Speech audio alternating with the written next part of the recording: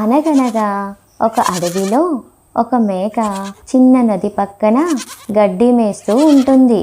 అప్పుడు ఆ మేకకి నది అవతల వైపున గడ్డి ఎక్కువగా కనిపించడంతో ఆ పక్కకి వెళ్దాం అని అనుకొని నదిని దాటడం ఎలా అని చూస్తున్న దానికి ఆ దరి నుండి ఈ దరికి ఒక చెట్టు దొంగ ఉండడం గమనించింది. అలా నదిని దాటుదాం అనుకొని ఆ దొంగ ఎక్కిన మేకకి అవతల వైపు నుండి కూడా మరొక మేక రావటం గమనించింది. అవి రెండు ఆ దొంగ పైన ముందు నేను అంటూ పోట్లాడుకోసాగాయి.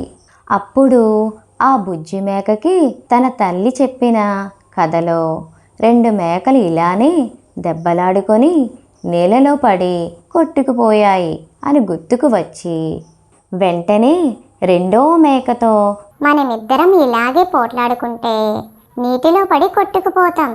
కాబట్టి నేను మెల్లగా కింద కూర్చుంటాను, నువ్వు నా వీపు మీద నుండి దూకి వెళ్ళిపో అని అన్నది. రెండో మేక సరే అని దూకి వెళ్ళిపోయింది. ఆ మేక కూడా వెళ్ళిపోయింది.